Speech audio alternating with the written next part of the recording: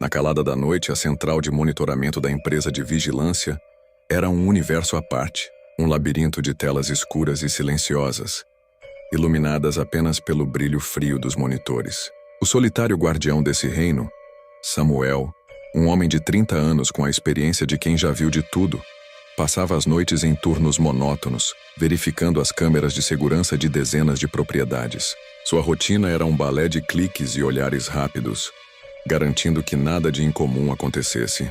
Em uma mansão na serra ou em uma loja no centro da cidade, uma casa em particular na zona rural era a fonte de sua maior estranheza.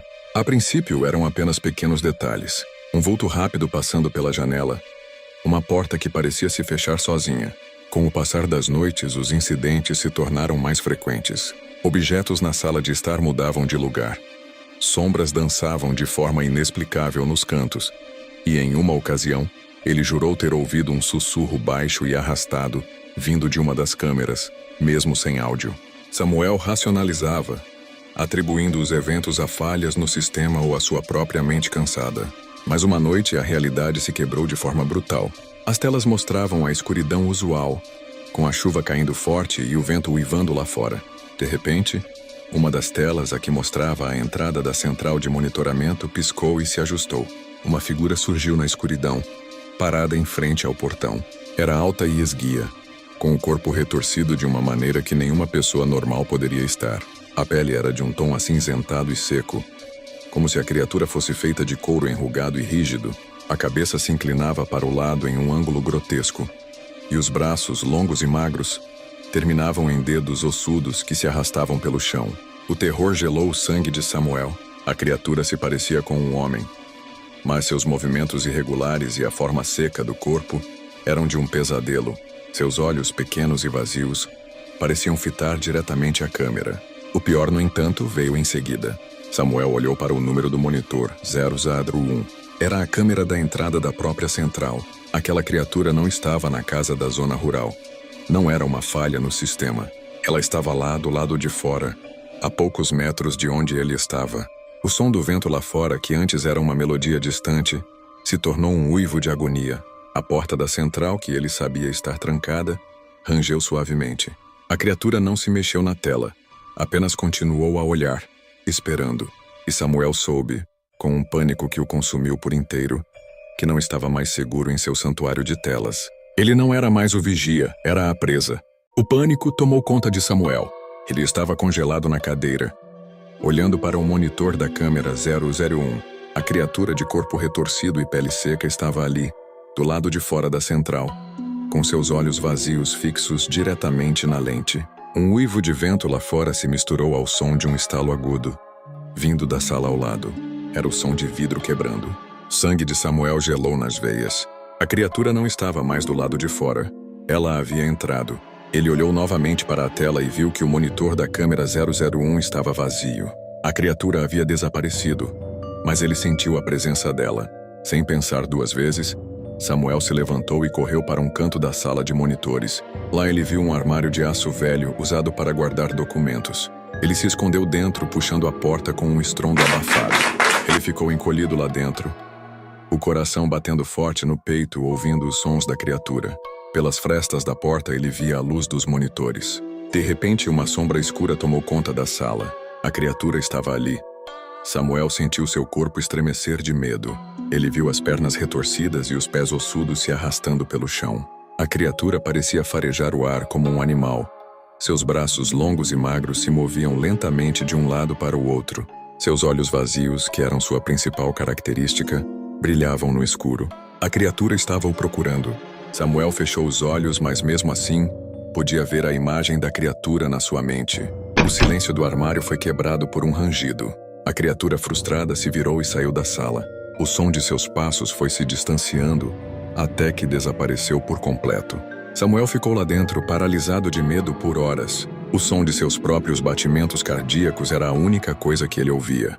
O medo da criatura ainda estava em sua mente, mas ele sabia que o sol estava nascendo. Quando a primeira luz da manhã iluminou a sala, Samuel trêmulo saiu do armário. O chão estava coberto de vidro quebrado. Os monitores estavam todos desligados. A criatura havia ido embora, mas o medo continuava ali, e ele sabia que jamais iria esquecer o que havia visto. A noite em Cruzeiro era fria e silenciosa, e para Marcos o silêncio era uma parte essencial de seu trabalho. Sentado em uma cadeira giratória, cercado por pilhas de notas fiscais e relatórios, ele cumpria seu turno noturno como segurança de um escritório de contabilidade. Era um trabalho monótono, mas seguro, e ele se sentia confortável com a rotina. Às vezes, o silêncio era quebrado pelo barulho do seu café esfriando, ou pelo clique do seu teclado. Mas naquela madrugada, um som diferente se fez presente.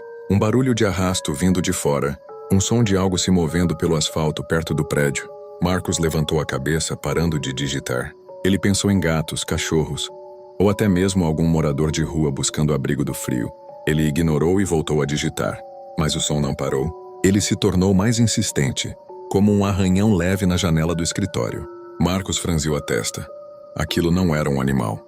Era um som humano. Assalto, ele pensou. Em sua mente, o cenário era claro. Um assaltante tentando entrar no escritório para roubar os computadores. O coração de Marcos acelerou. Ele pegou seu telefone, se preparando para discar 190. O som ficou mais forte e intenso. Marcos, decidido a ver quem era o assaltante, se levantou e caminhou em direção à janela. A lua cheia, brilhando forte, iluminava a rua. Ele se aproximou da janela e viu uma figura esguia que não parecia ter mais de 1,5 metros de altura. A figura, que a princípio ele confundiu com um homem, tentava forçar a entrada do escritório, batendo levemente na janela. O pânico se transformou em terror quando a figura se virou, e a luz da lua revelou seu rosto. Não era um homem. A criatura tinha o corpo retorcido, coberto por uma pele seca e cinzenta como um corpo mumificado. A cabeça alongada e a boca sem lábios davam à criatura um aspecto assustador e irreal. Seus olhos pequenos e vazios se fixaram em Marcos. Era ela. A lenda que ele ouviu na infância se tornou realidade em um escritório de contabilidade em Cruzeiro. O corpo seco estava ali. A criatura, que agora tentava com mais força forçar a entrada, o encarava com uma sede insaciável. E Marcos sentiu que seu coração estava prestes a explodir. Ele estava preso e o corpo seco estava do lado de fora. A imagem da criatura, com seus olhos vazios fixos no dele, gelou Marcos até os ossos. O som de seus dedos, duros e nodosos, arranhando o vidro, era como unhas raspando em uma lousa. Um som que prometia violência e desespero. O que ele pensava ser um assaltante era, na verdade, um pesadelo de carne e osso. O terror o manteve paralisado, mas o instinto de sobrevivência o fez recuar lentamente, com as mãos no telefone que parecia pesado como chumbo. O corpo seco não parou de bater na janela. Um estalo alto ecoou pela sala, e o vidro trincou formando uma teia de rachaduras. O ar frio invadiu o escritório, trazendo consigo um cheiro fétido de terra molhada e decomposição. A criatura se virou e, com um som de quebra, o vidro se partiu, pedaços de vidro caíram no chão, e a criatura, com um movimento lento e sinuoso, se arrastou para dentro do escritório. Marcos soltou o telefone que caiu no chão com um baque surdo. Ele se virou e correu, seus passos ecoando no chão de mármore. Ele não olhou para trás, mas ouvia o som dos passos arrastados da criatura vindo atrás dele. A criatura estava em seu encalço, e a corrida do homem era uma luta contra o inevitável. Ele virou à esquerda em direção a um labirinto de cubículos, procurando um lugar para se esconder. Ele se enfiou debaixo de uma mesa com o corpo tremendo e se encolheu, desejando que o monstro o ignorasse. O silêncio do escritório foi quebrado pelo som arrastado dos passos da criatura. Marcos podia ouvir o som da respiração sibilante, um som seco e gutural que parecia vir de sua garganta. Ele se encolheu ainda mais, tentando se tornar invisível. A criatura estava perto e Marcos sentiu a presença dela. O cheiro de podridão se intensificou, e uma sombra enorme cobriu sua mesa. A criatura estava parada em sua frente, seus olhos vazios o encarando debaixo da mesa. O coração de Marcos pulou. O corpo seco se agachou, e o corpo retorcido da criatura parecia se contorcer, emitindo sons de ossos se quebrando. Marcos fechou os olhos e se preparou para o que viria a seguir. Mas nada aconteceu. A criatura se levantou e, com um som de arrasto, se afastou. Marcos se levantou e olhou para a criatura, que agora estava em frente a uma estante de livros, com seus dedos finos e ossudos passando pelas lombadas dos livros. A criatura parecia estar procurando algo. Marcos, aproveitando a distração da criatura, correu para a saída e foi então que ele viu. Na mesa de uma colega havia uma Bíblia e perto dela um crucifixo. Marcos se escondeu atrás de uma coluna e estendeu a mão em direção à mesa. Ele pegou o crucifixo e o apertou com força, sentindo uma onda de energia e coragem invadir seu corpo. A criatura que agora estava de costas para ele se virou. O corpo seco olhou para Marcos e seus olhos vazios brilharam com uma fúria sombria. A criatura começou a se mover lentamente em sua direção, seus passos arrastados ecoando no escritório. Marcos, num misto de pânico e fé, levantou o crucifixo. A criatura parou. Ela soltou um sibilo agudo, e o corpo retorcido da criatura começou a se contorcer, emitindo sons de ossos se quebrando. A criatura soltou um grito de dor, um som seco e sem vida, e o corpo se desintegrou. Pedaços de pele seca e ossos caíram no chão, e a criatura desapareceu no ar. Marcos ficou lá, ofegante, com o crucifixo na mão.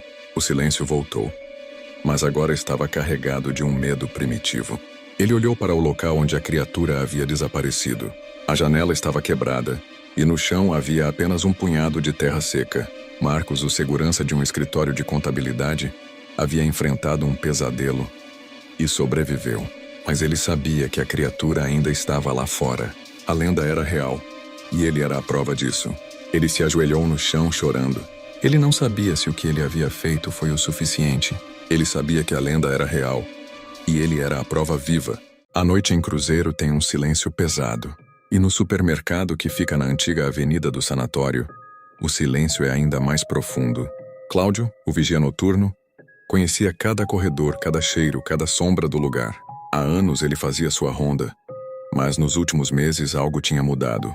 O supermercado, gigantesco e moderno, foi construído sobre as ruínas do antigo sanatório de Cruzeiro. Uma construção que por décadas tratou da loucura, mas que na verdade guardava segredos sombrios. Os boatos sobre a história do lugar eram constantes. Vozes em eco, portas que se fechavam sozinhas e sussurros no ar. Cláudio, um homem prático, sempre ignorou as histórias. Ele preferia a realidade do seu trabalho. Até agora. Tudo começou com um simples apagão. Naquela noite, a escuridão engoliu o lugar. Cláudio, com a lanterna em mãos, começou sua ronda de rotina. Foi então que ele viu, não uma sombra ou um vulto, mas algo tão real que o fez questionar sua própria sanidade. No corredor de produtos de limpeza, ele viu uma figura. Uma mulher vestida com um camisolão de hospital, sentada no chão, balançando-se para frente e para trás. Seu rosto era pálido e seus olhos vazios e sem vida, fixos no nada. Cláudio piscou e a figura desapareceu. Nos dias seguintes, as aparições se tornaram mais frequentes e mais perturbadoras. A mulher de camisola aparecia nos lugares mais aleatórios, atrás do açougue, no freezer de sorvetes, na seção de frutas. E ela não estava sozinha. Cláudio começou a ouvir risadas infantis que vinham da seção de brinquedos e passos pesados no teto, como se alguém corresse sobre as gôndolas. Ele percebeu que não eram almas aleatórias, mas sim os antigos pacientes do sanatório, aprisionados entre a vida e a morte. Eles não queriam assustá-lo, eles queriam que ele os ouvisse. Com o tempo, Cláudio começou a entender o que as vozes queriam dizer. Eles não tinham paz. Seus corpos estavam enterrados debaixo do estacionamento do supermercado, em covas rasas e anônimas. Eles queriam ser lembrados, ter seus nomes de volta. Cláudio sabia que precisava fazer alguma coisa. Ele não podia simplesmente ignorar a dor dessas almas. Na última parte da história, Cláudio decide ajudar. Ele entra em contato com um pesquisador de história local, decidido a encontrar os registros do antigo sanatório e dar um nome aos pacientes enterrados debaixo daquele chão. Ele sabe que essa é a única maneira de libertá-los e finalmente ter paz no supermercado. A história de Cláudio se torna uma jornada de redenção, mostrando que a empatia pode transcender a barreira entre os vivos e os mortos. A história de Cláudio se torna uma jornada de redenção, mostrando que a empatia pode transcender a barreira entre os vivos e os mortos. Após uma busca incansável, Cláudio e o historiador local conseguem encontrar os registros do sanatório. Juntos, eles organizam uma pequena cerimônia no estacionamento do supermercado. Enquanto Cláudio lia os nomes, o ar ao seu redor pareceu clarear. A risada das crianças, que antes era assustadora, agora soava como uma canção suave. A mulher de camisola, por um breve momento, apareceu com um sorriso no rosto. E então, se desfez em partículas de luz, subindo aos céus. A partir daquele dia, o supermercado de Cruzeiro nunca mais foi o mesmo. O medo se foi, e o silêncio da noite, que antes era pesado, agora era apenas calmo. Cláudio continuou seu trabalho sabendo que, embora as pessoas vissem apenas um supermercado, ele via um memorial, um lugar onde almas perdidas finalmente encontraram a paz.